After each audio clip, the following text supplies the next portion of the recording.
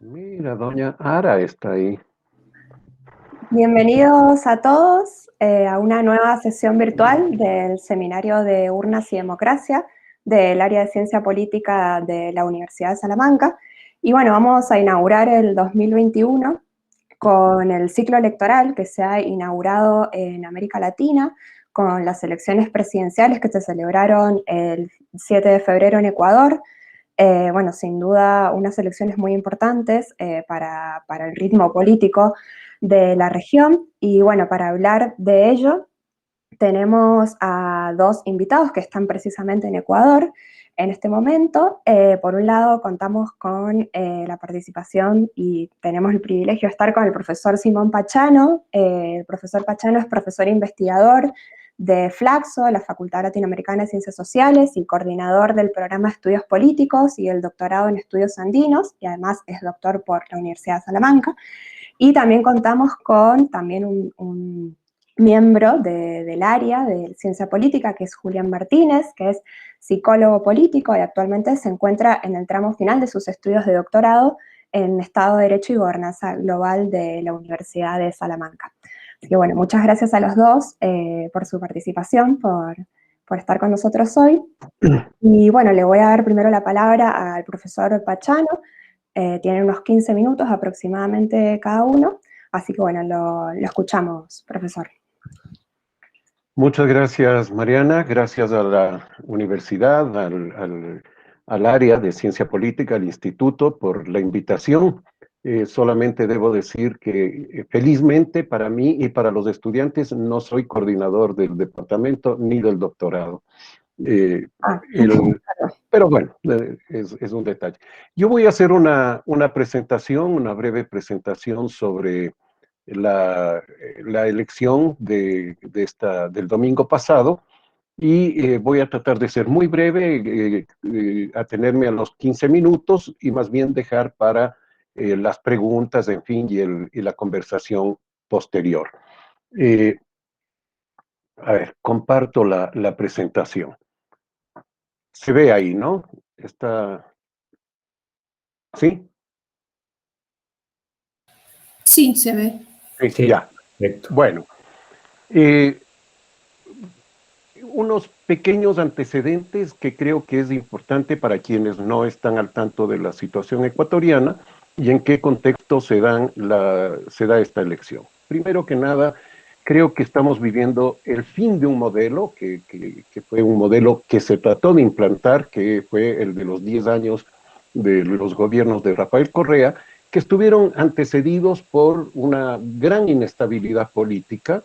Se produjo el colapso del sistema de partidos, hubo crisis económica, conflictividad social, sobre todo entre el año 96 y 2007, en que tres presidentes no pudieron completar su mandato, y luego vienen los 10 años a los que me refería. En realidad aquí están solo los primeros 7 años de Rafael Correa, que fue en donde se vio su liderazgo fuerte. Hubo una bonanza económica que permitió hacer una política expansiva.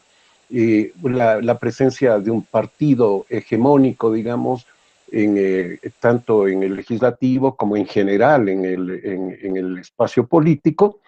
Y a partir del 2014 se hace evidente por una serie de indicadores, incluyendo el de unas elecciones locales que se produjeron precisamente ese año y las elecciones del 2017, en que se ve la erosión del liderazgo, la pérdida de la hegemonía por parte del partido de gobierno, en ese momento Alianza País, y comienza un estancamiento económico que durará todo el periodo siguiente del 2017 hasta ahora y que se agrava con la pandemia y que en lo político presenta un vacío político, digamos, considerable, es decir, una ausencia de una dirección clara, ausencia de acuerdos políticos y nuevamente conflictividad, sobre todo la que se expresó a fines del año 2019, en octubre, en donde, digamos, se produjo una de las manifestaciones más fuertes, más duras e incluso con más violencia que ha habido en la historia contemporánea del Ecuador, y la pandemia que agudiza todos esos problemas. ¿Y llegamos de esa manera a la elección y en dónde se presenta, en qué escenario se escenifica esta elección? En un escenario de fragmentación, de polarización, de crisis económica, de desconfianza ciudadana. Estos elementos, entonces, veamos algo de, primero, la elección presidencial.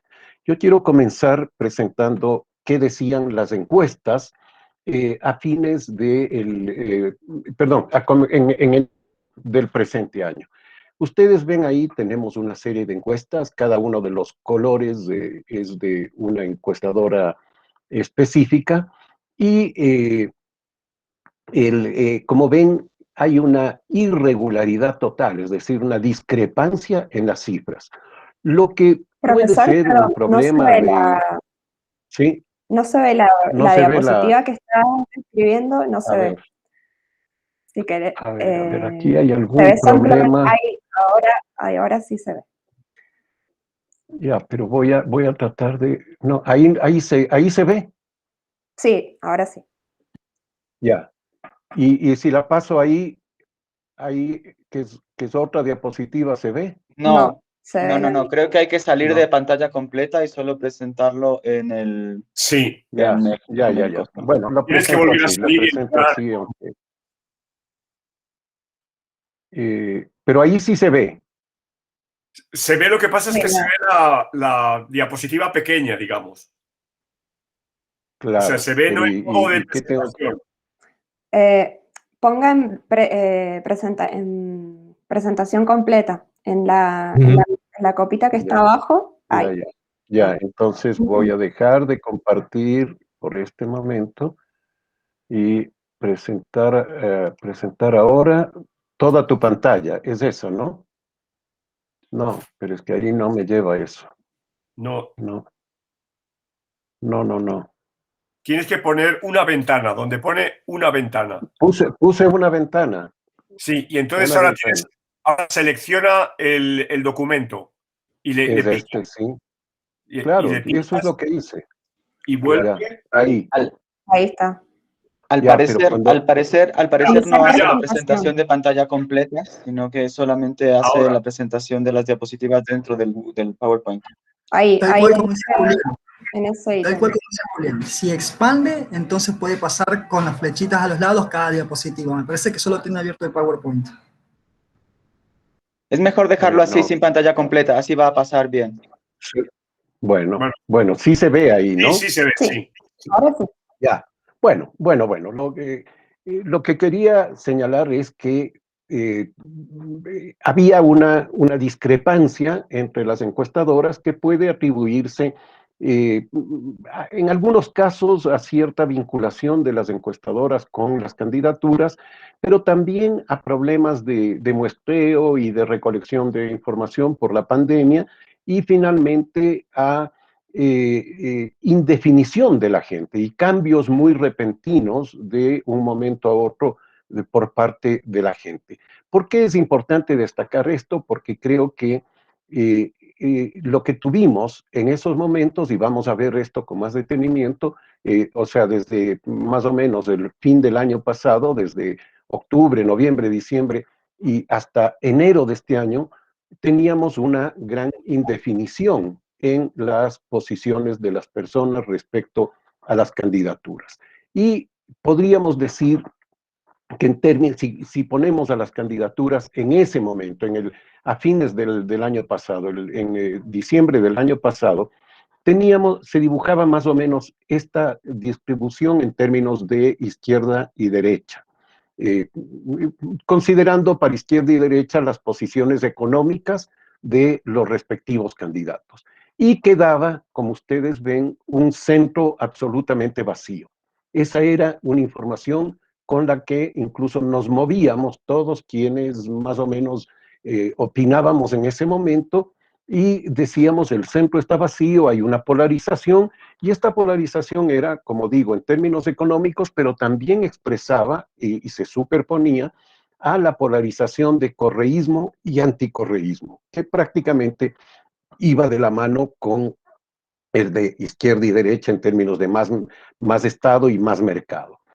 En las encuestas de enero, de fines de enero, empieza a aparecer ya un poquito un centro político, empiezan a aparecer algunas candidaturas como que ocupaban ese espacio que se veía vacío hasta ese momento, y finalmente en los resultados actuales, si ponemos en la misma escala, vemos más o menos que se dibuja esto, es decir, una izquierda fuerte en donde están, por un lado, Andrés Arauz y Yacu Pérez, una derecha, digamos, no tan fuerte como aparecía en las encuestas, que sería la de Guillermo Lasso, y tiene una pequeña cola hacia la derecha de otros candidatos, y un centro que aparece sorpresivamente en la elección, que es fundamentalmente la votación por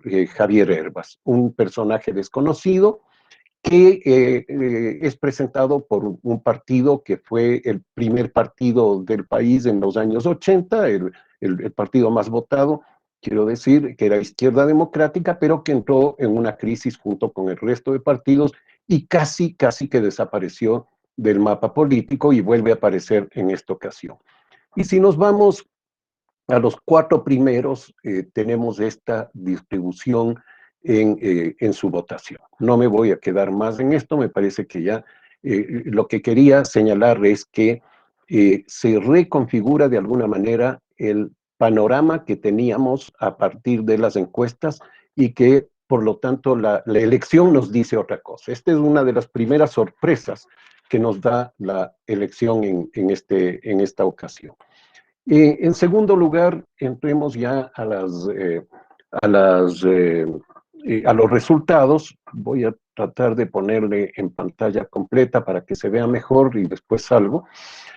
Este es el resultado que tenemos hasta este momento, insisto en lo de este momento porque está en debate, como ustedes conocen, el segundo lugar. Ustedes ven que Andrés Arauz aparece con un 32%, Yacu Pérez con 20,12 hasta hoy en la mañana y 19,48 Guillermo Lasso. En este momento ya es menor la distancia entre los dos y aquí vienen nuevamente dos sorpresas o dos hechos sorprendentes que no estaba previsto. Primero, la alta votación de Yacu Pérez. Siempre Yacu Pérez apareció en las encuestas en un tercer lugar y a unos 3 puntos aproximadamente de Guillermo Lasso o incluso más, dependiendo de la encuestadora, y Guillermo Lasso aparecía con una votación, digamos, superior al 24-25%. Por lo tanto, es la sorpresa de que Yacu Pérez empata prácticamente o incluso le supera con muy pocos votos a Guillermo Lasso y Guillermo Lasso que no despega como se planteaba. Y la otra sorpresa a la que ya me referí, la de Hervas, que lo ven ahí en amarillo, en naranja, digamos, con un 16% aproximadamente. La distribución de los 4 primeros candidatos es esta. Si bien Arauz toma una distancia de aproximadamente 12, 13 puntos con respecto a sus 2 seguidores inmediatos, sin embargo, esto constituye una reducción de la votación del correísmo con respecto a la elección de hace 4 años, en la que fue elegido Lenín Moreno, que obtuvo el 39% de los votos. Y la de Guillermo Lasso es también una reducción de alrededor de 7, 8 puntos porcentuales con respecto a aquella ocasión. Es decir, las 2 candidaturas que se pensaba que eran las que se enfrentarían digamos, que pasarían a la segunda vuelta y que se disputarían la presidencia, llegan con un debilitamiento de sus respectivas posiciones. En el caso de Andrés Arauz, se puede entender a qué se debe esto a partir de que él es una persona desconocida, es un joven de 36 años que, digamos, tiene un pasado político, había sido ministro de algunas cosas en el gobierno de Rafael Correa. Yo debo decir francamente, no nos habíamos enterado mucho de que él era ministro, o sea, no tenía un perfil muy visible. Él es más bien un tecnócrata, un economista, y Rafael Correa lo escoge por encima de una serie de figuras que podían haber ocupado esa candidatura y que podían haber tenido quizá un mejor desempeño. Pero no se sabe exactamente a qué se debe, podemos después especular un poquito por qué él escogió a él, Rafael Correa. Y Guillermo Lasso, la explicación de la reducción de la votación de Guillermo Lasso, quizá está digamos, en varios aspectos. Uno es que quizás Guillermo Lasso se lo ve ya como parte del pasado. Es decir, Guillermo Lasso ya no es el candidato que irrumpe y que puede plantear un modelo diferente, que puede plantear, ¿no? Sino que ya siendo esta su tercera candidatura, pasa a ser parte de un pasado que se quiere dejar atrás. Por otro lado, la votación de Javier Hervas estaría diciendo que esa era una votación de Guillermo Lasso, una votación más centrista, si se quiere, y no tan derechista como es el planteamiento de Lasso, y que por lo tanto se desprende de eso para tratar de buscar una alternativa, digamos, más progresista. Además, los errores de campaña de Lasso fueron evidentes, empezando por la persona a quien escogió como candidato a vicepresidente, en fin, ¿no? Bueno, el otro aspecto importante a destacar es que Ecuador vuelve a plantearse o se vuelve a configurar el escenario de la disputa regional. Ecuador tuvo siempre una gran diferenciación regional en sus elecciones y se configuraron incluso partidos que tenían bastiones electorales muy determinados en ciertas áreas específicas, como la provincia de Guayas, la provincia de Pichincha, la sierra versus la costa, etcétera. Y eso es lo que vemos en este gráfico, en donde claramente vemos cómo la votación de Arauz está concentrada fundamentalmente en la costa, la de Yacu Pérez en la sierra, y bueno, la caída de Lasso, que mantiene un cierto equilibrio entre las regiones, pero con una votación bastante baja, ¿no? No me refiero tanto a esta alta que se ve en Pérez, que es la Amazonía y Galápagos, porque pesa apenas el 4% de la votación nacional, aunque va a ser importante para la definición, que creo que va a ser por muy pocos puntos. Aquí vemos lo mismo, pero ya la sierra, la costa y la Amazonía y Galápagos. Y vemos claramente cómo en la costa se impone Arauz muy fuertemente, mientras en la sierra es la sorpresa de Yacu Pérez, ¿no? Bueno, esto podríamos entrar, no me voy a quedar en el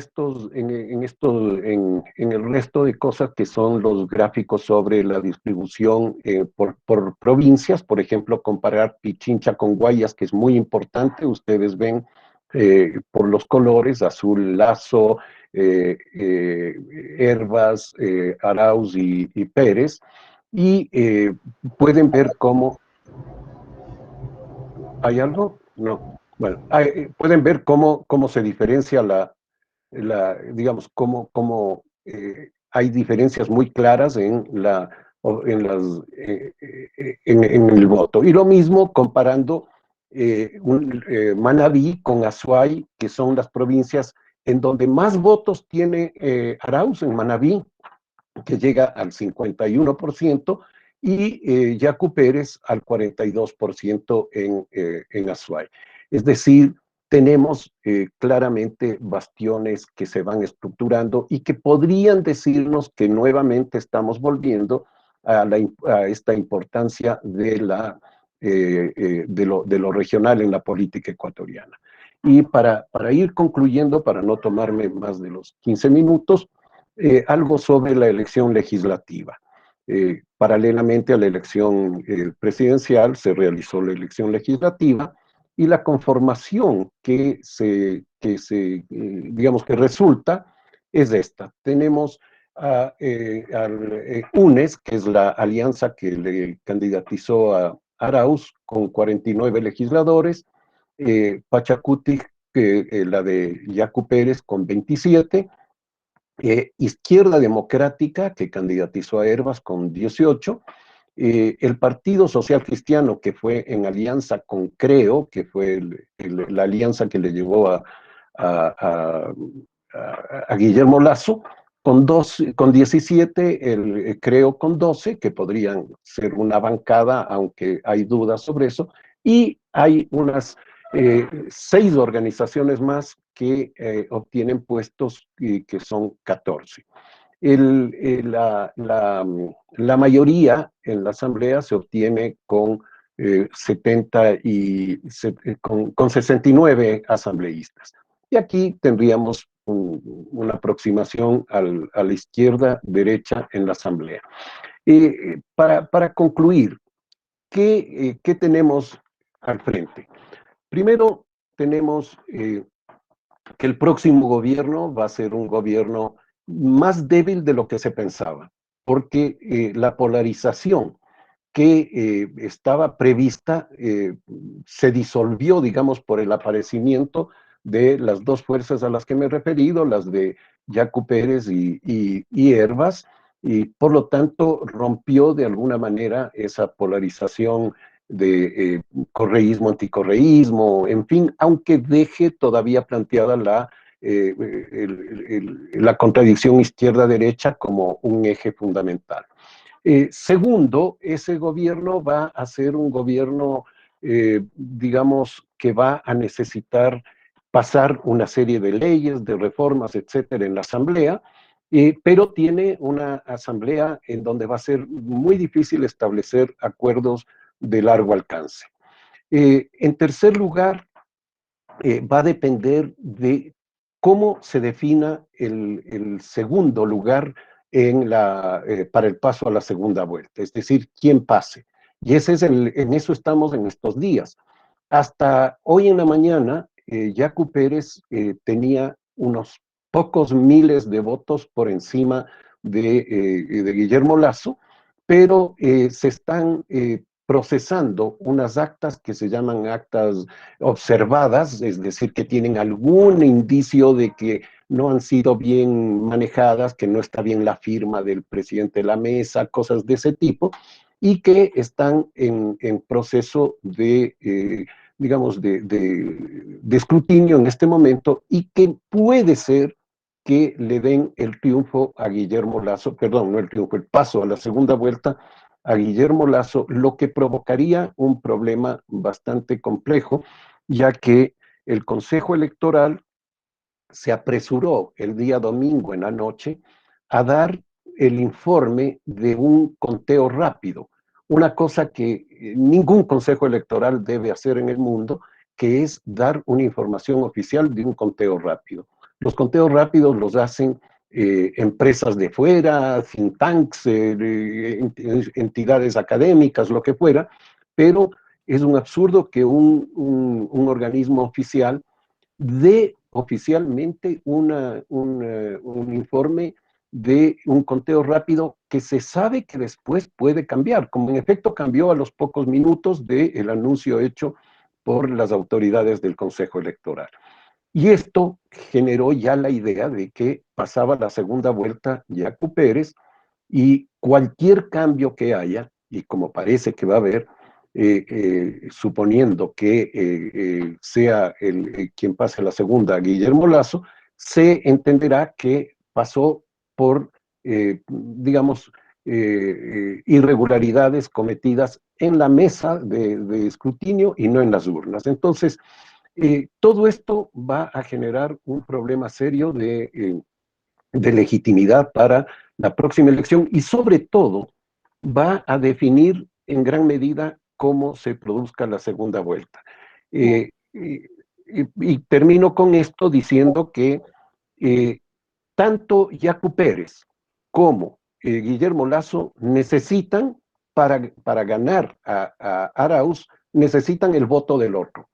Pero con este problema que se presentó por un mal manejo del Consejo Electoral, esto se está viendo como un problema grave y puede significar que gran parte de la votación de uno o de otro no apoye a él en la segunda vuelta y se vaya a los nulos, a los blancos o incluso a Arauz. Yo dejo ahí para que conversemos después. Gracias. Vale. Gracias, profesor Pachano. Recuerden que pueden ir planteando sus preguntas en el chat o si quieren, cuando termine levantan la mano y bueno, pueden tomar la palabra también. Ahora sí, le doy la palabra a Julián. Tenés 15 minutos, más o menos. Gracias. Ok, muchas gracias. ¿Se me escucha bien? ¿Sí? Sí. Ya, perfecto. Bueno, yo también voy a compartir pues la presentación, la pantalla. Un segundito.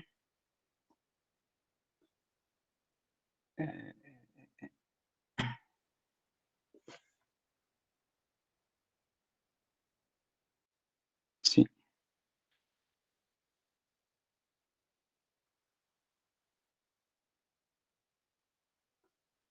¿Es esto lo que se ve? ¿Se está viendo Sí, la presentación? sí, lo estamos viendo. Ya, muy bien. Entonces, bueno, en algunas cosas que ha mencionado el profesor Pachano, que también forman parte de mi análisis, pues los voy a pasar un poco más rápido y comentar algunas cosas que complementen un poco lo que ha comentado ya pues el profesor. Lo que yo voy a presentar básicamente va en aspectos generales, quiénes son un poquito muy brevemente, quiénes son los candidatos o a qué sectores representan. Un aspecto interesante que se realizó una investigación aquí de Pablo Moncagata y otra gente y colegas más respecto a cómo están las posiciones en el mapa ideológico de estos candidatos con unas encuestas de expertos y las reglas electorales que para estas elecciones han cambiado un poquito. Luego voy a presentar los resultados presidenciales a nivel nacional y una comparativa provincial, recapitulando un poquito lo que mencionó el profesor Pachano, con una visualización en el mapa que puede ser también interesante, y lo mismo respecto a la composición de la Cámara, para finalmente hacer unas pequeñas reflexiones y abrir el debate. Los aspectos generales, los candidatos, respecto a los candidatos, bueno, la primera cosa es, llamó muchísimo la atención la cantidad de candidatos que se presentaron a esta elección. Se presentaron 16 candidatos, según lo que habíamos charlado, incluso en alguna conversación con el profesor Pachano previamente, es el mayor número por lo menos del retorno a la democracia de candidatos a una elección. No ha habido un precedente de mayor número de candidatos antes, lo cual es de señalar, debido, creo que en parte, a algunas reformas al sistema de partidos, al Código de Democracia y a la posibilidad de presentarse básicamente con una cantidad de firmas y conformar un partido político, ¿no? Los más opcionados, a posteriori, por supuesto que se puede decir esto, eran Arauz, que es representante del correísmo claramente, Lasso, que representaba a una derecha más conservadora, pero además su argumento discursivo sobre todo, pero su argumento de campaña también era el anticorreísmo, ¿no? Terminar con el correísmo. Yacu Pérez, que vino a representar básicamente la reunificación, la reorganización del movimiento indígena, que venía bastante fragmentado y en general con malos resultados electorales desde hace bastante tiempo. Y Javier Hervas, que se presenta por la idea, representando básicamente como decía el profesor Pachano, un centro, ideológicamente al centro, y digamos políticamente al partido que es básicamente la socialdemocracia, ¿no?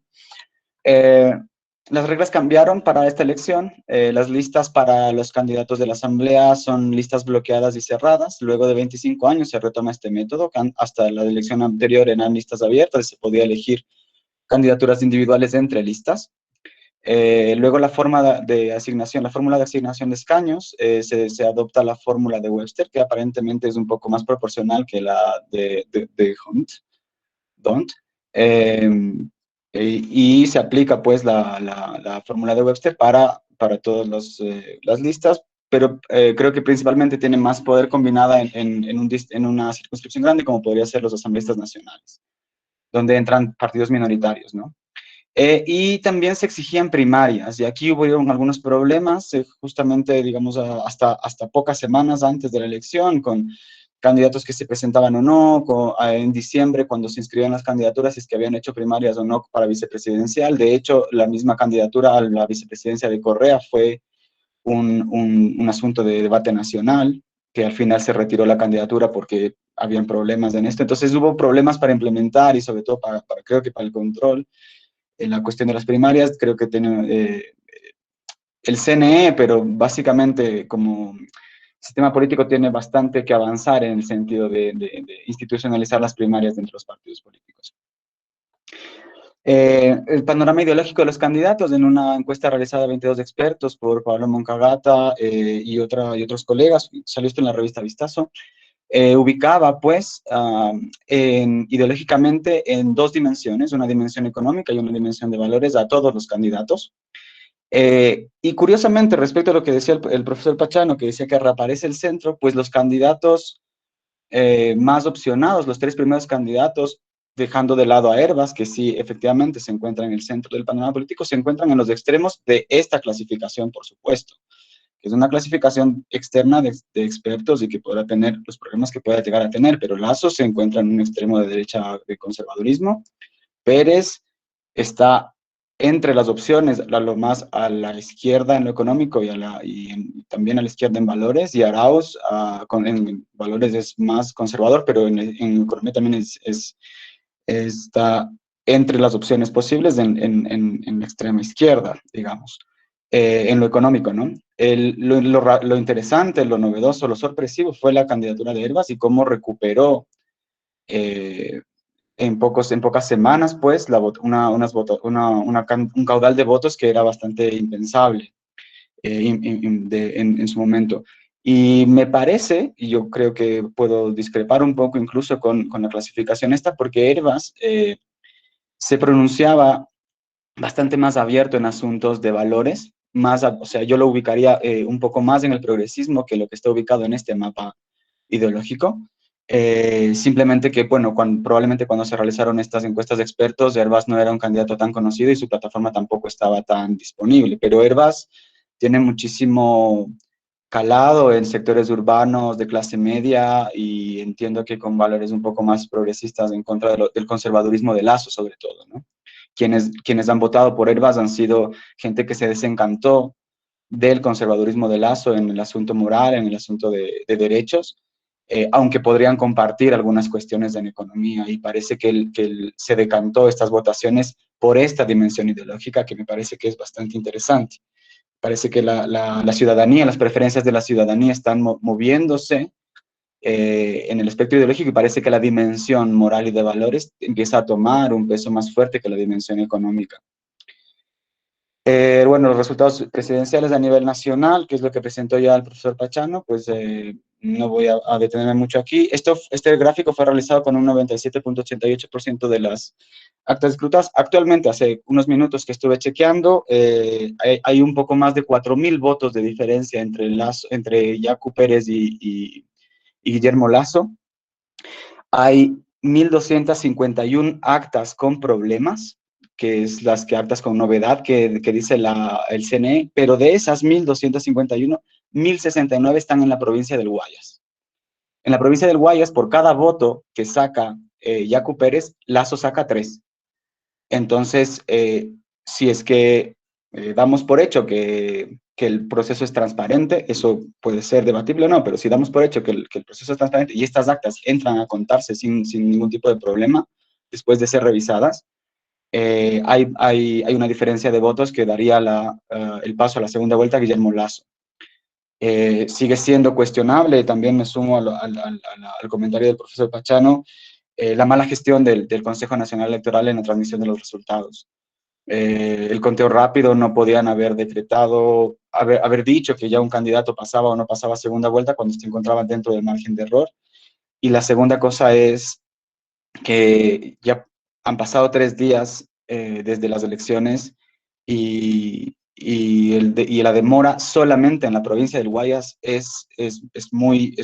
genera demasiadas sospechas en la ciudadanía, sobre todo en la gente que ha votado por Yacu Pérez, en la gente que está pues en contra de esta cosa. Y sobre todo genera un problema mayor, que es que hay una sensación, al menos social, una percepción, yo diría social, que es que Guillermo Lasso no puede ganarle al correísmo en la segunda vuelta. Genera demasiada animadversión, genera demasiado rechazo, y un candidato fuerte para ganar al correísmo era Yacu Pérez, y pues aparentemente está perdiendo esa oportunidad, ¿no? Entonces, hay mucho en juego aquí, hay mucha disputa y va a haber muchísimas suspicacias, muchísimas cosas que van a aflorar después de estas horas, de estos días que pueden pasar hasta que se terminen de contar estas 1.251 actas que faltan de contar. Los resultados a nivel provincial, igual, el mapa del Ecuador vuelve a estar dividido, como mencionaba el profesor Pachano. La elección pasada, casi todas las provincias en las que gana Yacu Pérez, que es el color morado, las había ganado Guillermo Lasso. Las provincias de la costa, donde está el color anaranjado claro, las ganó en ese tiempo Moreno, las volvió a ganar Andrés Arauz. En Pichincha, esta elección únicamente gana en Pichincha Guillermo Lasso y en Galápagos, es decir, apenas gana en 2 provincias. Y Hervas gana, además de tener un caudal de votos alto, gana en la provincia del Carchi, lo cual también es interesante. Hay 4 fuerzas políticas repartiéndose el mapa electoral del Ecuador, el mapa geográfico del Ecuador. Y cuando miramos esto por proporción de votos a nivel nacional, digamos, cuando uno mira cuánta proporción de votos sacó en cada provincia los candidatos, podemos ver cómo les fue. Y aquí está el bastión de Arauz, que es el bastión del correísmo, claramente en la provincia de Manabí, en la costa, con más del 50% de la votación, las otras provincias de la costa con votación alta, entre el 40 y el 50%, y perdiendo totalmente la Sierra Centro y la Amazonía. Yacu Pérez justamente lo opuesto, en Manabí por debajo del 20%, pero en la Amazonía y en la Sierra Centro con más del 40% de los votos, liderando casi en todas las provincias. El problema para Yacu Pérez es que la tierra no vota, votan las personas, y claramente hay muchísimos menos electores en las provincias de la Sierra Centro y de la Amazonía en comparación con las personas que viven en la costa. El voto de Guillermo Lasso, como se puede apreciar, bastante bajo en todas las provincias. En Pichincha, que es donde gana apenas con entre el 25 y el 30% de los votos, porque la votación en Pichincha estuvo muy dividida entre Hervas, Pérez y Arauz, perdón. O sea, los 4 candidatos obtuvieron votaciones bastante parejas. La competencia fue dura en Pichincha.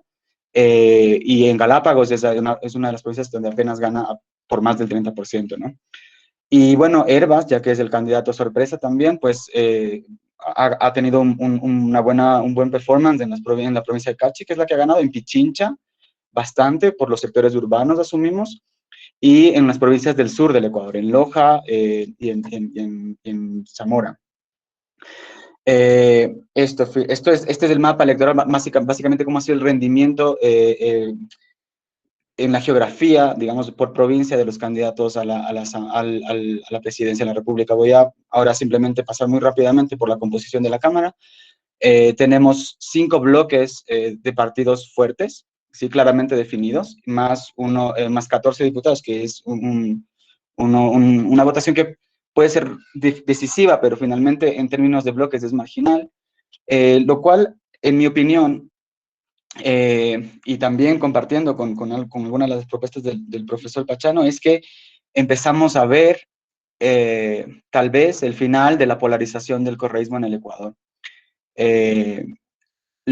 Yo creo que la votación que vimos en esta primera vuelta, sobre todo la cuestión del voto por Hervas, la votación del movimiento indígena y otros sectores rurales e incluso urbanos por Yacu Pérez son votos ideológicos, son votos de gente convencida de las propuestas de sus candidatos, más allá de un voto personalismo o antipersonalista, que vendría a ser el voto correísmo no correísmo. Lo que pasó en la elección anterior, cuando Lasso ganó en las provincias de la Sierra Centro y el Oriente, es que el movimiento indígena estaba en un mal momento, estaba dividido probablemente y no tenía pues una potencia electoral, y Lasso se erigió como la única opción en ese momento. Pero en este momento, que es un momento diferente, después de que han ocurrido varias cosas, después de una reunificación y del surgimiento de nuevos liderazgos, los electores, los ciudadanos han optado por opciones que concuerdan con sus posiciones, sus preferencias políticas e ideológicas, superando, al menos por este momento y en esta elección, en mi opinión, la dicotomía correísmo-anticorreísmo. Aquí hubo muchísima gente que votó por lo que realmente quería y no solamente porque se vaya o no vuelva a correr nunca más, ¿no? Entonces esto, pues unas reflexiones muy rápidas antes de dar paso al debate. Pues el correísmo se mantiene como primera minoría, pero yo creo que difícilmente pueda crecer. Su ventaja en la década anterior fue que el panorama electoral era fragmentado y y se erige como un partido hegemónico. Lo mismo, nuevamente, el voto por Hervas y por Pérez indica que el clivaje correísmo y anticorreísmo está desapareciendo, o está, no sé, en mi opinión, se abre para que se desaparezca. Lo mismo respecto al voto ideológico, que no es un voto antipartidos o antipersonas, sino un voto por una oferta política estructurada, y que la oferta partidista deberá responder a esta realidad, aunque en el caso de que pase el Lasso a segunda vuelta, hay que ver qué pasa en segunda vuelta. Yo creo que la vuelta del correísmo es una amenaza. Si es que gana Arauz, podremos volver a ver, o tardaremos más, por lo menos, en salir de un panorama polarizado.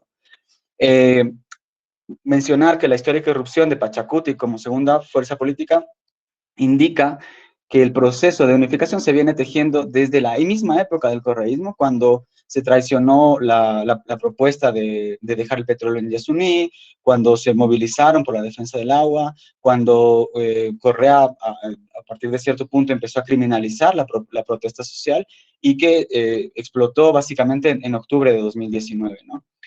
Y finalmente, quiero mencionar que estamos presenciando pues una reconfiguración de los liderazgos políticos en el Ecuador.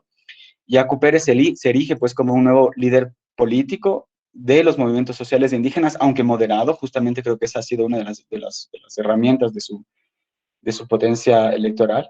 Lasso, en caso de perder Lasso, yo creo que encara igual el fin de su carrera política. Yo no creo que Lasso pueda seguir compitiendo debido justamente a la debacle que ha sufrido en estas elecciones, más allá de que pase a la segunda vuelta. Y las preguntas sobre el papel que va a cumplir Arauz en caso de que gane, ¿no? Si es que va a realmente hacer, pues, este peón de Correa, o si es que tendrá un rol como Moreno, pues, más de rebelarse, de asumir otra cuestión.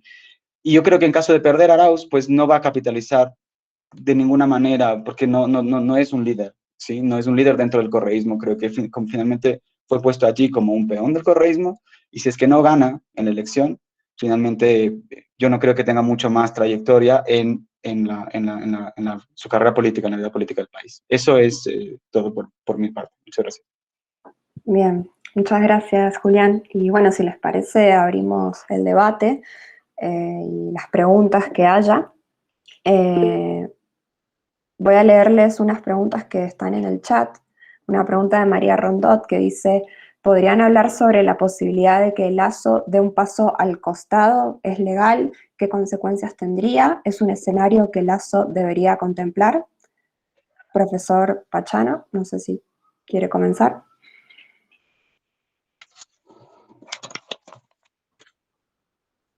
No se escucha. Tiene el micrófono mutado. Listo. Esa posibilidad se ha conversado mucho en estos días, ha habido mucha especulación al respecto. El artículo 108 del llamado Código de la Democracia, la ley electoral ecuatoriana, prohíbe explícitamente la renuncia a una candidatura. Establece que una vez aceptada la candidatura, los candidatos no pueden renunciar a ella. Entonces, no puede hacer eso. y digo, se ha conversado mucho esto porque, por dos razones. La una, por la que ya señalé antes, que debido a la manera en que se me dio la información sobre ese conteo rápido, aparecería como que Guillermo Lasso, digamos, usurpó el segundo lugar por manejos, digamos, electorales, aunque no es así, pero aparecería como eso.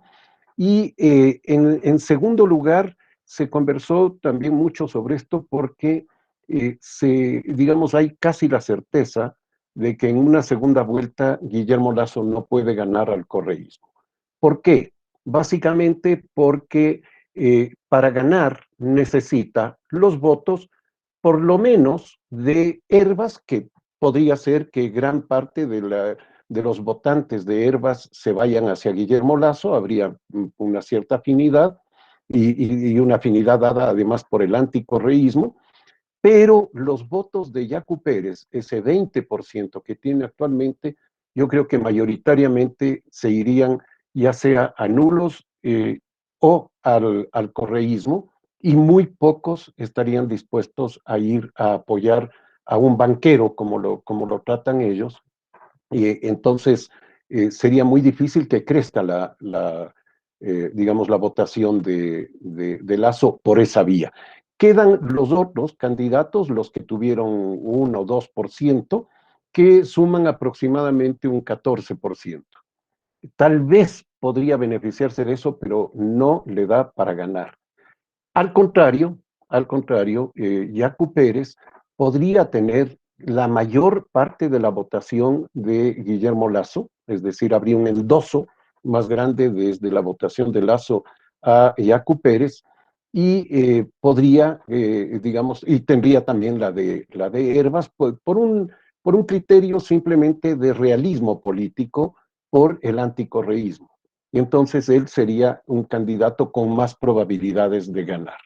Por eso incluso, y termino, por eso incluso hay una serie de mensajes en las redes sociales, muchísimos del gran activista de redes, que es el expresidente Correa, en que insinúan que, digamos, o sea, se ve la expectativa de que sea Lasso el candidato con quien se enfrente su candidato, que es Arauz, ¿no?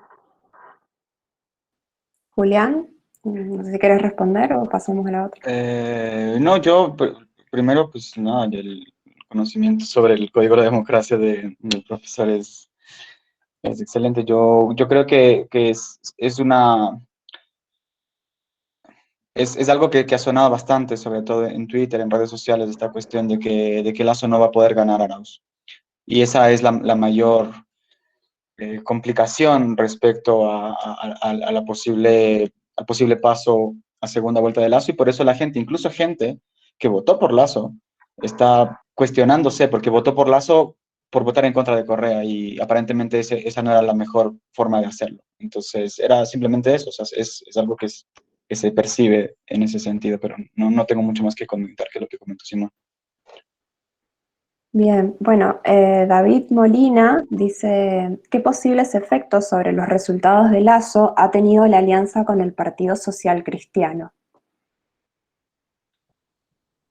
Invirtamos el orden para que empiece Julián. Juli, Pues aparentemente, por lo que vimos en los mapas, aparentemente, aunque haya reducido la votación, pues le fue bien a Lasso en Guayas, que era donde ahora mismo se está decidiendo la elección. Entonces, aunque Lasso haya metido menos diputados, por ejemplo, menos asambleístas, ahora mismo su paso a segunda vuelta se está definiendo en el bastión del socialcristianismo.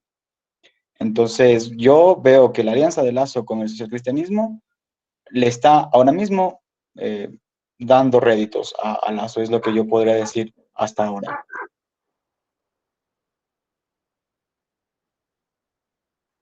Ya, o sea, ¿Yo? Sí. profesor, ¿Puedo? sí, me escuchan. Yo discrepo hasta cierto punto con Julián. el Partido Social Cristiano ha sido un partido casi hegemónico en la provincia de Guayas y en buena parte de la costa. Fue perdiendo algunas provincias costeñas, pero se quedó con una fuerza importante en Guayas. Y en este momento hay un descalabro del Partido Social Cristiano en Guayas. Tiene muy pocos legisladores, tiene bajas votaciones, excepto en la ciudad de Guayaquil, en donde logra su mejor desempeño.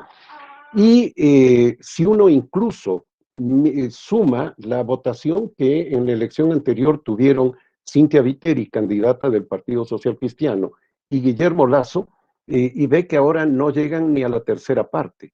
Entonces, que la votación de Guillermo Lasso no llega a la tercera parte de la suma de los dos, y bueno, y es inferior a la que él tuvo en Guayas, ¿no? El, yo creo que es un golpe fuerte. Me parece que la manera en que se hizo esa alianza no fue la más adecuada, se vio como que fue de último momento, incluso ya cuando estaba formalizada la alianza, hubo conversaciones de Jaime Nebot, el líder del Partido Social Cristiano, con otros candidatos para ver si iban con otra candidatura, concretamente con la de Álvaro Noboa. Entonces, me parece que todo eso le perjudicó mucho a Guillermo Lasso. No puedo decir, hacer no sé, un supuesto de qué habría pasado si iba por su cuenta sin esa alianza, pero me da la impresión de que no le sumó significativamente. Una última cosa simplemente sobre eso. La pregunta es, si es que no había alianza, el socialcristianismo presentaba candidato a la presidencia o no. Claro, Entonces, si es que presentaba candidato, quedaban los dos fuera. O sea, quedaba Lasso fuera y quedaba el socialcristianismo fuera. Visto lo visto, digamos. Entonces, aunque vengan en debacle los dos, el Creo y Partido Social Cristiano, la alianza me parece que ahora mismo los está sosteniendo, en mi opinión, pero bueno, es debatible totalmente. Bien, dice Juan Francisco Camino, ¿cómo podríamos medir el voto ideológico al que nos hace referencia Julián? Julián, si querés contestar rápidamente. Con investigación y encuestas, básicamente. Ir a la gente y preguntarle qué opina sobre ciertos temas y por quién ha votado. Yo intuyo, por lo que se ve, y por lo que se ha dicho sobre todo en redes, porque las redes son unas pequeñas burbujas que no son representativas de nada, pero a veces indican, esas burbujas son lo que se llaman clusters. Entonces indican a un sector bastante particular de la población, indican qué está pensando, qué está opinando. Entonces, mucha gente, y por eso creo que es un voto ideológico, mucha gente está en contra del asunto del correísmo, ¿vale? Pero tampoco está muy convencida de aceptar a un candidato con valores tan conservadores como los que propone Guillermo Lasso. Y esto ha sido dirimente respecto a este sector de los votantes. Y esa decisión, esa toma de posición sobre este asunto, sobre estos asuntos que son netamente ideológicos, marca pues esta referencia al voto ideológico, esta cuestión de que la gente está votando por lo que realmente opina y por lo que realmente cree, y no por un miedo infundado, que además, desde la campaña de Lasso, o desde alguna gente que apoya a Lasso en redes sociales, se movió mucho con el asunto del voto útil. Votar por cualquier otro era desperdiciar el voto. Hay que votar útil, ¿no? Y la gente no participó de esta dinámica. Dijo, no, vamos a votar por lo que realmente pensamos. Y finalmente la gente que ha votado por Hervas, por ejemplo, yo creo que, si es que uno, es una intuición nada más, habría que mirar con datos, pero yo creo que esa gente está satisfecha con lo que ha votado, sea lo que sea que pase ahora. Claro. Bien, voy a leer una pregunta del profesor Alcántara, que dice, aunque ya apuntaron algo, ¿pueden desarrollar un poco más el futuro de las relaciones ejecutivo-legislativo, gane quien gane? Profesor Pachano, le doy la palabra. Sí, yo creo que volvemos de alguna manera a la situación que vivió el Ecuador durante prácticamente 30 años. Es decir, gobiernos de minoría, porque cualquiera que gane la elección va a ser un gobierno de minoría, una dificultad enorme para establecer alianzas, yo diría a menos que hubiera en una alianza para el segundo lugar, ahora, una alianza electoral, y que se transforme en alianza de gobierno, creo que será muy, muy poco probable que haya una alianza de gobierno más adelante. Lo que va a haber es lo que nuestro colega Andrés Mejía llamaba o llama las coaliciones fantasmas. Es decir, estas coaliciones que se forman para aprobar una ley, para aprobar una reforma, y que además no se confiesan, ¿no? No son inconfesables. Se dice, no estamos en alianza, no, solo votamos porque había este artículo en la ley, en fin. Pero yo creo que va a ser, volvemos a esa vieja historia de fragmentación en la asamblea y de gobierno en minoría. Quizá una cosa que señalaba Julián y que me parece interesante destacar, se esperaba que en esta elección hubiera una baja asistencia a votar, es decir, que hubiera mucho ausentismo. El ausentismo se situó en el nivel histórico. No subió por la pandemia. Es algo bastante extraño porque se suponía además que habiendo doble vuelta, la gente podía no votar en la primera y guardarse para la segunda, debido a que en Ecuador es necesario tener el certificado de votación para poder hacer trámites y todo eso, ¿no? Aparte de la multa. Y lo otro es el voto nulo y blanco que señalaba Julián, ¿no? Hubo personas, incluso el hermano de Rafael Correa que quiso ser candidato y después retiró digamos, no se postuló, y convocó junto con Álvaro Noboa y otras personas a votar nulo. Y el voto nulo y voto en blanco mantienen también el nivel histórico de estos en Ecuador. Es decir, y ratifico lo que decía Julián, que la gente fue a votar por candidatos o por opciones que consideraba necesarias. Explicarse esto nos va a llevar un montón de tiempo. Tenemos mucho trabajo para hacer de aquí en adelante. Podemos, Manolo, por ahí hay un libro esperando. Bien. Antes de darle la palabra a los que han levantado la mano, leo una segunda pregunta del profesor Alcántara que dice si podría Arauz seguir la ruta de Moreno. A ver, yo me atrevo a dar una hipótesis ahí. Yo creo que quien puede seguir una ruta, y para ponerlo en los términos correístas, quien puede ser el traidor del futuro, no es tanto Arauz. Yo creo que es su candidato a vicepresidente, Carlos Rabascal.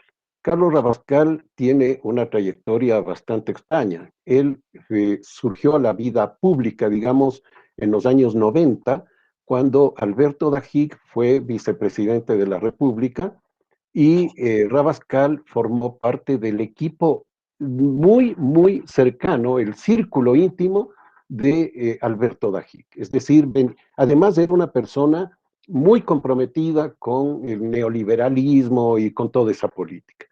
No sé cuándo él hizo el viraje, toda la gente puede hacer el viraje, conocemos muchos conversos, digamos, pero me parece que él incluso en toda la campaña, por ejemplo, él evita calificarse o calificar a la candidatura y a su movimiento como de izquierda. Él habla del progresismo, ¿no? En términos muy generales, en fin. Y yo le diría a Arauz, si acepta un consejo, cuídese por ese lado. Vale, Juli, ¿querés agregar algo? Sí, va, yo creo que, no, a ver, no tengo la impresión de que Correa se vaya a equivocar 2 veces en la misma cuestión. Entonces, me parece que si es que se ha hecho una selección de la candidatura adentro del correísmo por Arauz, se habrá medido muy bien cuáles son los límites, cuáles son las cuestiones a las cuales puede hacer. Y además se habrá controlado bastante también, bueno, se habrá tenido bastante más idea de cuáles son los cortafuegos en caso de que algo ocurra, de que alguna desviación ocurra. Entonces creo que ya no creo que se vayan a equivocar de nuevo en esta situación, en primera cosa. Una cosa que quería mencionar respecto a la configuración de la Asamblea y la relación con el Ejecutivo, que es curiosa, más allá de que estoy de acuerdísimo con lo que dijo el profesor Pachano, de la Asamblea dividida, fragmentada y las coaliciones fantasmas, es que, curiosamente, para esta elección se adopta el sistema de listas cerradas, pero no se ha adoptado ningún mecanismo de control de la indisciplina. ¿Qué pasa? Antes, cuando las listas eran abiertas, la gente votaba por personas, los candidatos podrían legítimamente decir que los votos son de su persona, porque los votos se contaban individualmente. Cuando se cuentan por listas cerradas, los votos son del partido. Entonces, las reglas de disciplina, al parecer, no se han modificado y me parece que va a ser interesante mirar, uno, si es que se cambian las reglas de sanción o de castigo a la indisciplina partidaria, porque finalmente si es que un diputado es indisciplinado, simplemente no es representante de ese partido y nada más, ¿sí? Pero no es que pierda el escaño ni nada. Y ver si es que no cambian estas reglas o lo que sea, ver si es que hay alguna modificación, hay algún tipo de cambio en la conducta de los diputados dentro del Parlamento en cuestiones disciplinarias respecto al sistema anterior. Es decir, si las listas abiertas o cerradas modifican los niveles de disciplina dentro de la Cámara. Va a ser, digamos, una forma interesante de mirarlo en esta oportunidad en la Cámara, cuando se conforme la nueva Cámara, ¿no? Y cuando empiecen a haber negociaciones sobre algunas cuestiones, a ver quiénes están más indisciplinados o no, y si es que hay incentivos o no para la indisciplina. Bien. Jaime, creo que habías levantado la mano, si puedes desmutarte y formular una pregunta breve. Ya. Bueno, trataré de ser breve. Primero, varias preguntas se me fueron despejando porque la hizo Alcántara sobre la relación ejecutivo-legislativo. Yo quisiera preguntar, a lo largo del gobierno de Correa y de Moreno también hemos visto que las instituciones del Ecuador han perdido fuerza, han perdido independencia.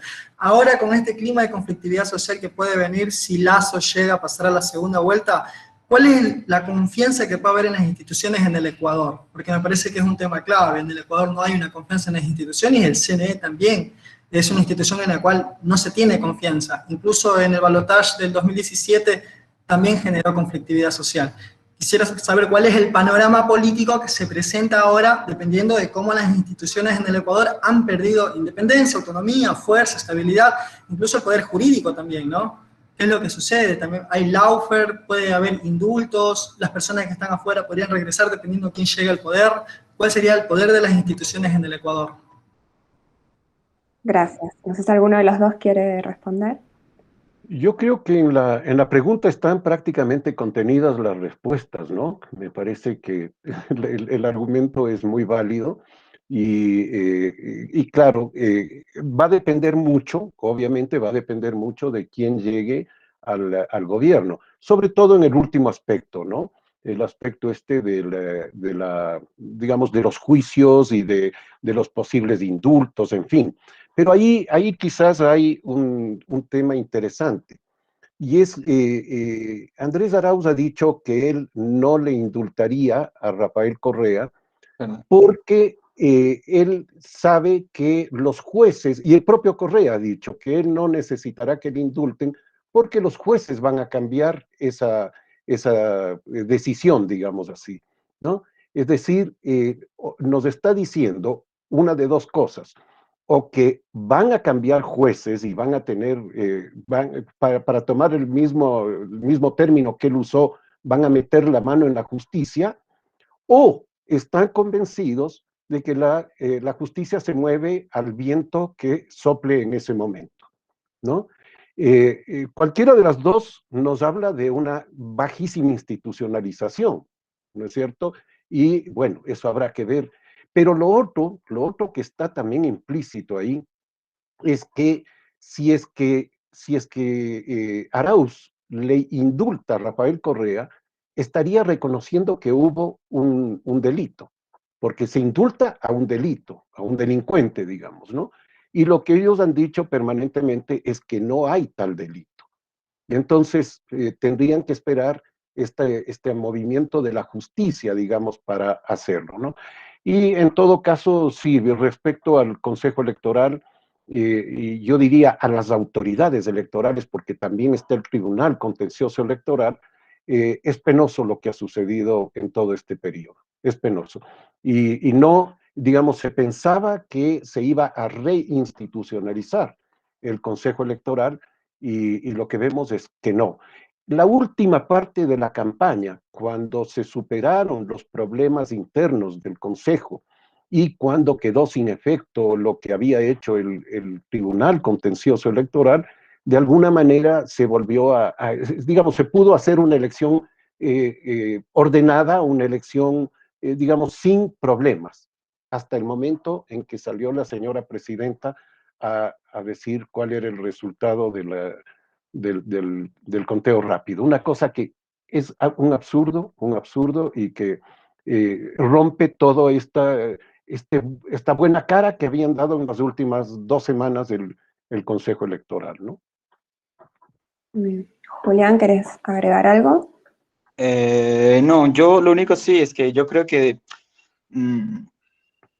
visto lo visto, sobre todo por la situación ahora respecto al segundo lugar y a la ya mencionada malísima gestión en transmisión de datos, en comunicación del Consejo Electoral, y visto lo visto de la manipulación de las instituciones que deberían ser independientes durante el correísmo, yo no creo que haya que no se pueda visorar la recuperación de la confianza en las instituciones por parte de la ciudadanía, aunque gane Arauz, aunque gane Lasso, y habría que ver qué pasa en el supuesto de que pase Yacu Pérez y gane, ¿sí? O sea, porque el asunto es que las instituciones como incluso el poder judicial, digamos, van bastante al vaivén del Ejecutivo.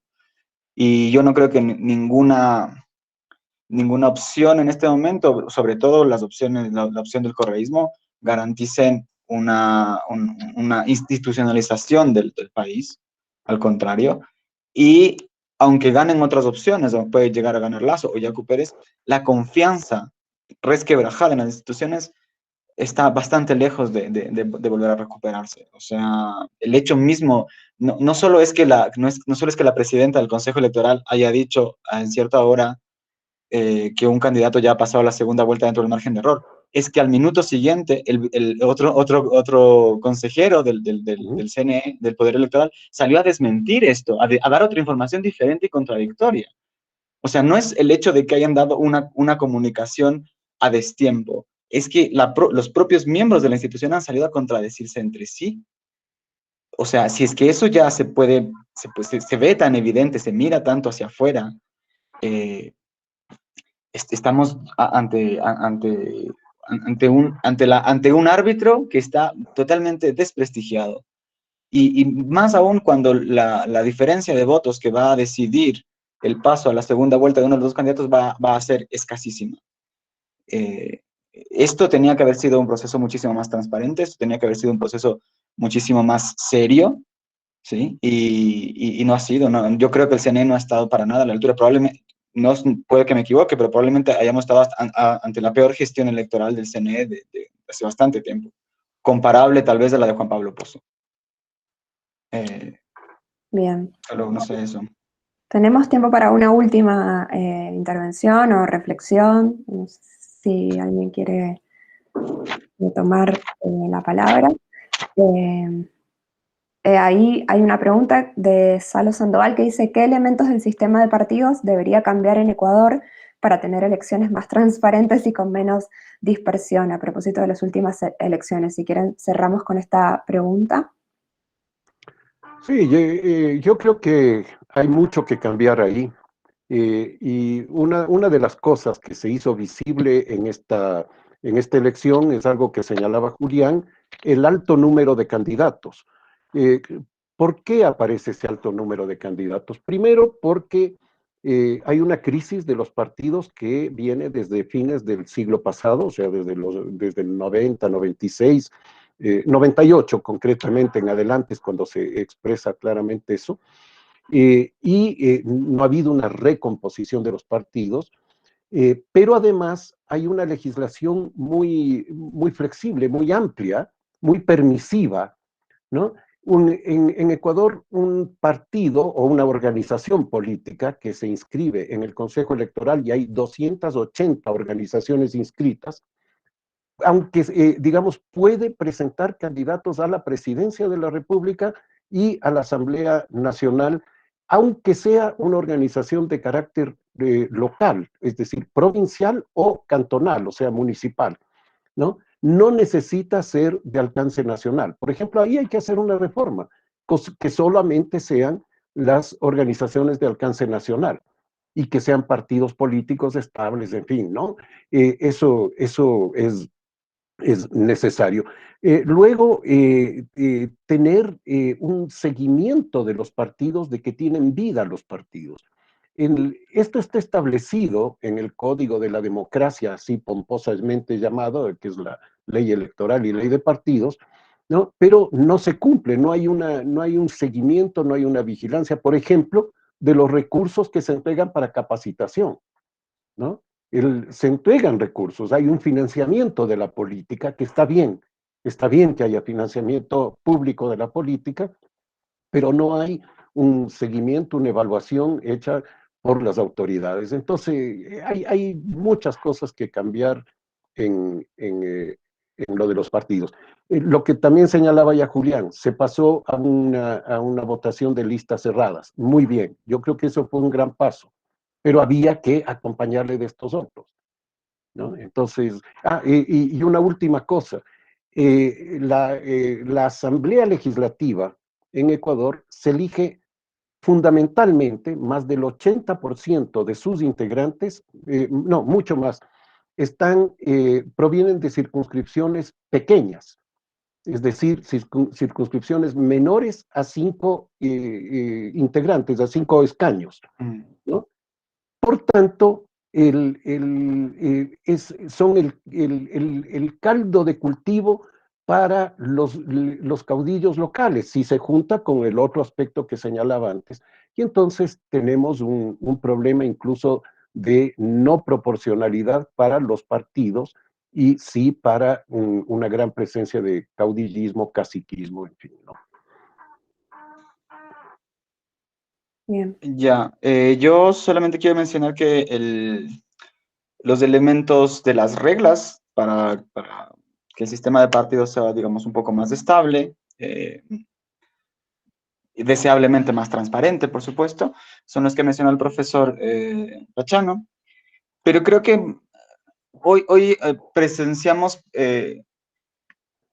los 5 bloques que están ahora mismo representados, los 5 grandes bloques que están representados en la Asamblea, los principales bloques, ahora mismo son los partidos políticos de más trayectoria y que han durado más tiempo en el país y representan opciones políticas claras.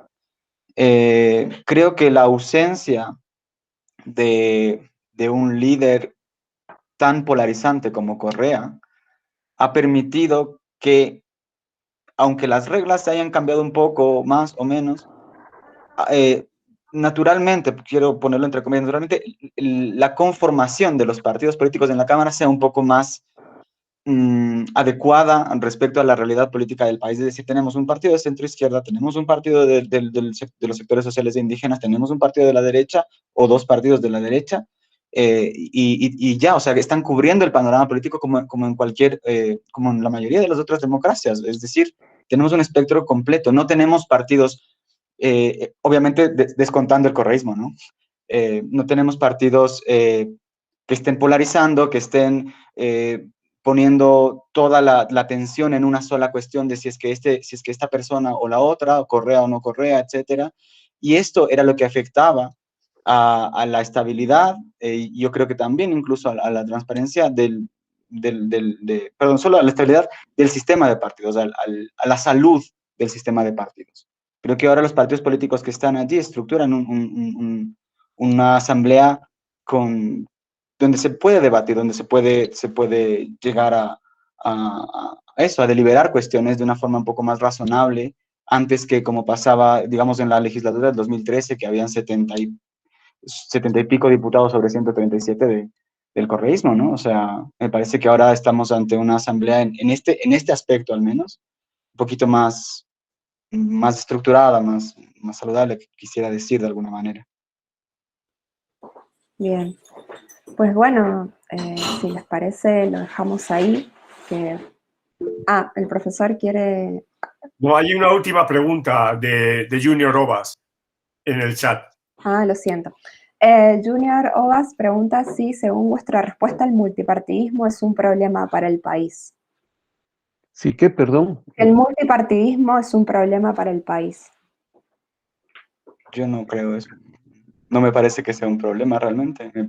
A ver, nos encontramos ante el problema que ya había señalado hace décadas Lins, presidencialismo con multipartidismo, ¿no? Una combinación un poco complicada. Pero es el problema de las democracias presidencialistas con multipartidismo, o sea, no solo para el Ecuador, y luego no creo que sea insuperable. Me parece que hay una opción, que hay opciones de hacer coaliciones un poco más estables. No creo que sea insuperable el problema del multipartidismo. A mí me parece que el problema del país no es necesariamente que haya 4 o 5 partidos políticos en la Cámara, parece que no hay instituciones fuertes. Y esas instituciones están debilitadas por un proceso de más de 10 años de un partido hegemónico, ¿no? De un partido personalista. Yo creo que, a ver, sí hay problemas en algunos aspectos, ¿no? Lo que conversábamos, la fragmentación de la Asamblea Legislativa que hemos tenido en este último periodo y que podríamos tener en el próximo, porque como señalaba el propio Julián, la disciplina partidista no está asegurada, no solo porque no hay disposiciones al respecto, sino porque no hay partidos políticos orgánicamente establecidos, digamos así, es decir, con bases ideológicas, con una vida partidista, en fin, todo eso, ¿no? Y por otro lado, me parece a mí que no hay incentivos para que haya digamos, para que ese multipartidismo termine en grandes corrientes y que establezcan alianzas, en fin. Yo insisto, creo que hay que cerrar de alguna manera esta permisividad que hay para la presentación de candidaturas para los niveles nacionales. Que se mantengan esas 280 organizaciones a nivel nacional en los niveles locales, me parece muy bien.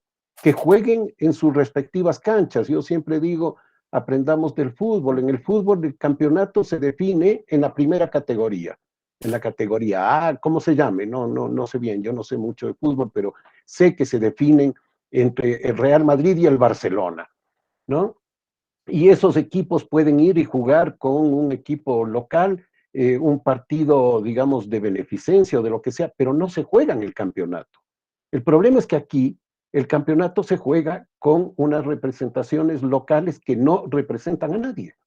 Es decir, que representan a, no sé, a un grupo de amigos que recogieron firmas y dijeron, hagamos un partido, y candidatizaron a alguien y llegaron a la asamblea. Entonces, creo que ahí tenemos un serio problema que hay que enfrentarlo y que reduciría el número de partidos y en el nivel nacional y mantendría la competencia en los otros niveles, que sería muy rica, además como semillero para políticos, ¿no?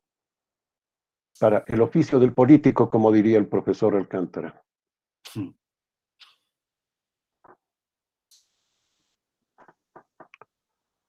Así es, bien. Bueno, voy a leer 2 últimas reflexiones que están en el chat. Jaime dice, para concluir, Ecuador está atravesando su peor crisis económica, social, política e institucional. Es un laboratorio social donde las teorizaciones pueden fluir, lo que no asegura mejorar la situación. Recortes a la educación, polarización, administración de la polarización, persecución, enorme inseguridad, instituciones débiles, ciudadanía débil, democracia sentimental, lo que invita a un análisis neuropolítico. Y Cora Barahona dice, considero que un tema que va a generar dificultades al interior del correísmo, como lo que mencionaba Julián, la disciplina del partido no es garantía, son los temas que provienen de grupos feministas y un poco más progresistas que la tradicional visión del líder.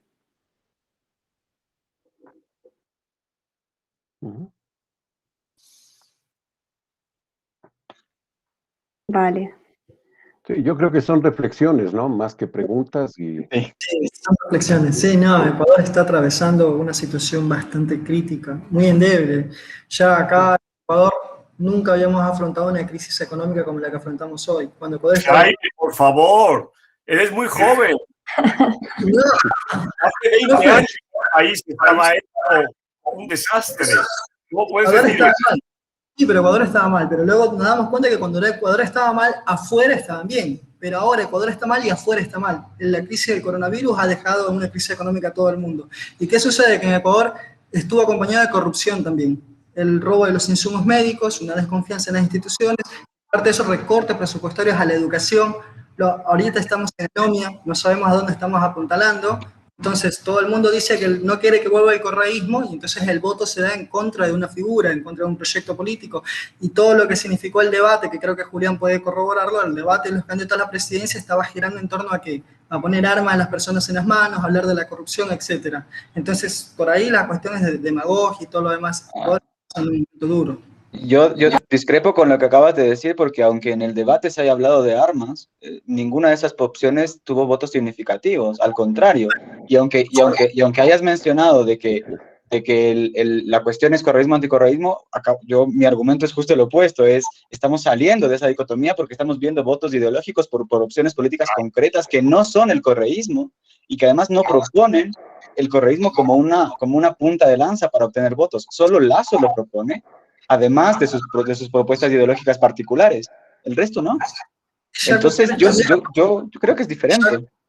Y Lasso, los dos proponen luchar en contra del legado de Correa y son los candidatos más opcionados, que ahora posiblemente vayan a una segunda vuelta. Lo que decía Simón Pachano, ¿no? Los votos de Lasso pueden endosarse a Yacu, los votos de Yacu endosarse a Lasso, tal vez no. Hay un juego también de poder. ¿Y cómo va a llevarse a cabo la gobernabilidad con el poder ejecutivo legislativo, la relación que puede existir de por medio? ¿Se va a gobernar a través de decretos? ¿Cómo se va a llevar a cabo el gobierno? Entonces, Ecuador no pinta nada bueno, ¿no? Y el balotaje en abril también nos va a demostrar qué es lo que sucede. Si ahorita hay conflictividad social, no se cree, hubo apagones, están hablando de apagones del CNE, imagínate para abril va a ser... No hubo. Pero mencionan las redes, se están llenando de que hubo apagones. Bueno, no. las redes Apagones, pueden decir cualquier cosa, pero no hubo. Apagones no hubo porque, exceptuando algunos momentos muy puntuales, usualmente los datos se han ido cargando. El problema en realidad, y las dudas no se cimentan sobre un apagón electoral, sino que las dudas se están cimentando sobre las actas con problemas que están todas en guaya. Eso es el asunto que es clave, pero apagón no hubo y yo no creo que sea cuestionable que haya habido un apagón electoral y ese tipo de cuestiones. Yo no creo que sea eso. Y aclaremos qué significan las actas observadas. Las actas observadas significa que tienen mal escrito algo, que la firma no coincide, que un número, lo típico es que un número está mal escrito, ¿no? Que se confunde entre el 7 y el 2 o el 5 y cualquiera, ¿no? Y porque las actas pasan por un escáner y el que define si las actas están observadas no es una persona, es el escáner, ¿ya? Y entonces esas actas igual entran en el cómputo final, pero entran después de ser examinadas visualmente, y es en eso en lo que están. Pero no ha habido ninguna otra cosa. Hubo una persona de la candidatura de Yacu Pérez que dijo eso, pero ni siquiera Yacu Pérez avala esa observación de que hubo un apagón y no. Si me permiten, hay una persona que ha levantado la mano. Si quieres hablar y ser muy breve, por favor.